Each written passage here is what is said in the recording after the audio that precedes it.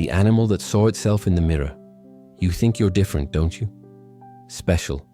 But every animal on this planet wakes up, eats, runs, reproduces, and dies without ever asking why. A dog doesn't wake up at 3 a.m., go outside, brush its teeth, look at the sky, and wonder if life has meaning. An ant doesn't have an existential crisis before carrying a leaf. They just do what they do. No drama, no self-help podcast. And then, there's you. But wait. In 1970, a psychologist named Gordon Gallup Jr. ran a strange experiment.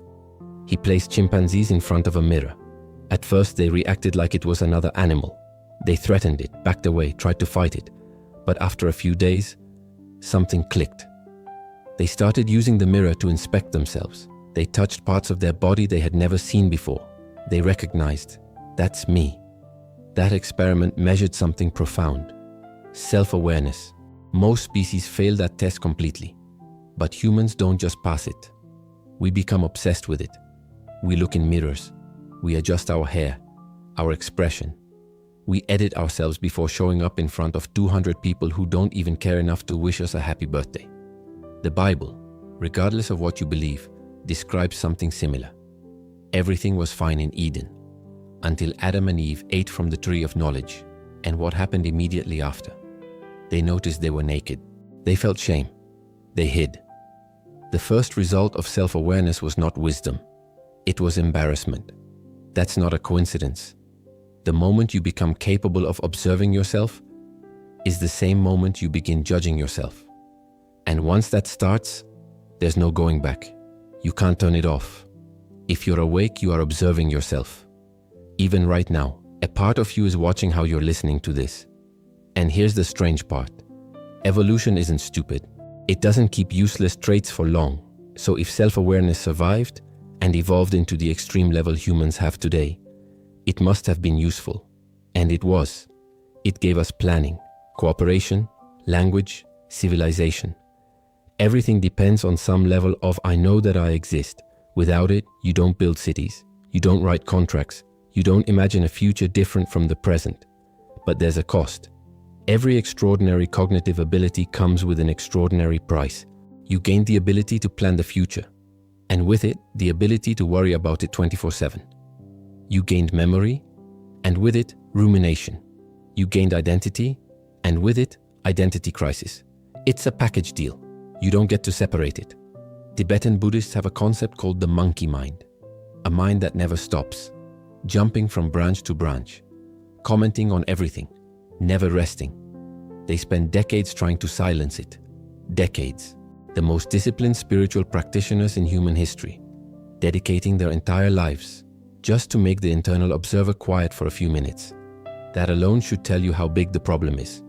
You don't have a self that sometimes observes thoughts. You are an observer that sometimes pretends to be a self. And that difference is where most unnecessary suffering lives. There's a classic psychology experiment in a factory in Hawthorne, Illinois. Researchers wanted to know what increases productivity. Lighting, brakes, temperature. And they found something unexpected. It didn't matter what they changed. Productivity went up. More light? Up. Less light? Up. No changes? Still up. Why? Because people knew they were being observed. The simple presence of observation changed behavior. Now think about this. What happens when the observer is you? When you never leave the stage? Never stop watching yourself? Never stop evaluating? Sartre said, hell is other people. But that was generous. Other people you can escape.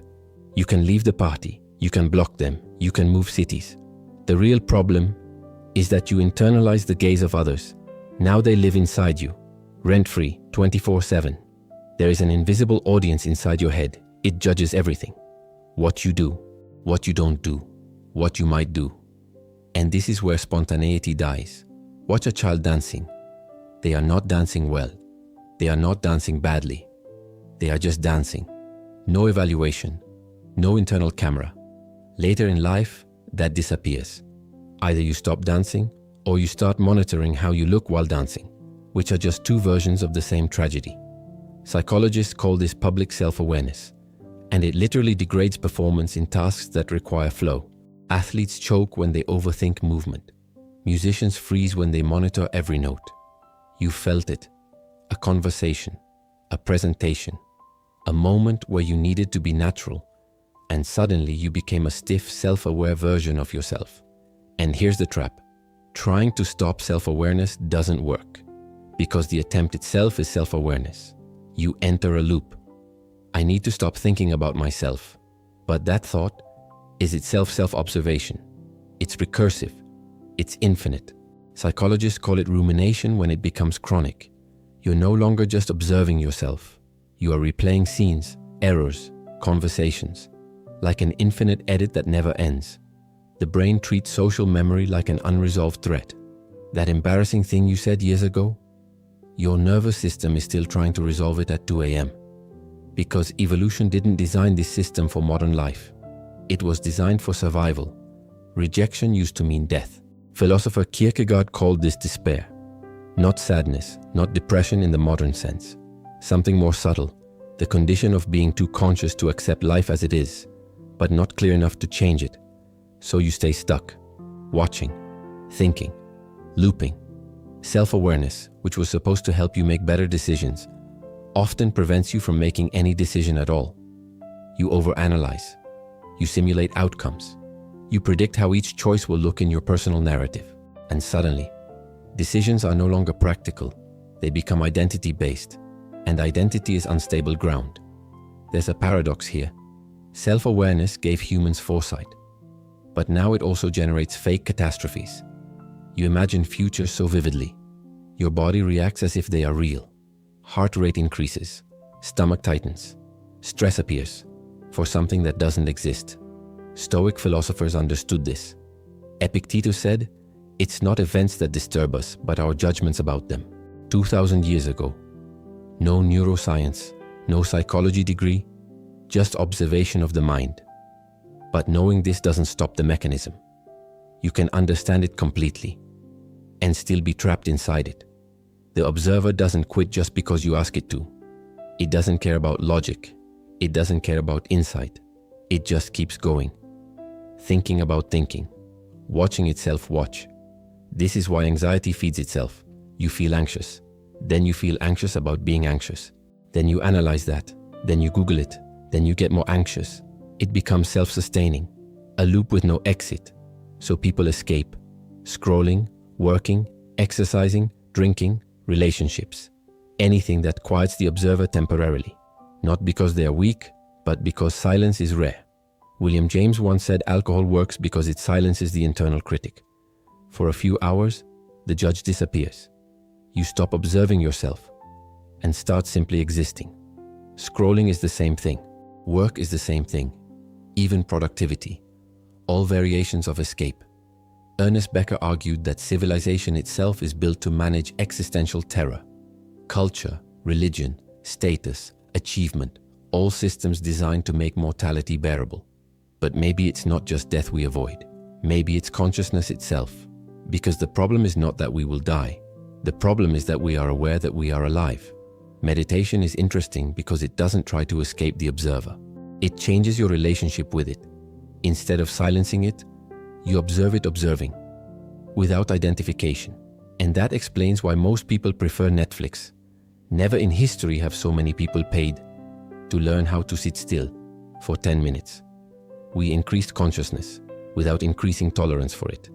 More free time, less structure, less ritual, more comparison, more stimulation, more awareness of how everyone else seems fine, while you are stuck inside your own head. The observer got louder, the walls got thinner, and escape got easier, but less effective. Albert Camus called this the absurd, the conflict between human meaning-seeking and a universe that offers none. His answer was not hope, not resolution, revolt. Continue anyway, without illusion. You will not turn off the observer. You will not find a true self beneath it. There is no final layer, only process. And maybe that's the point. You don't solve consciousness. You live inside it, fully aware that it loops, fully aware that it judges, fully aware that it never stops. And still, you act, you speak, you create, you continue. Not because it makes perfect sense, but because you are here, and that is enough.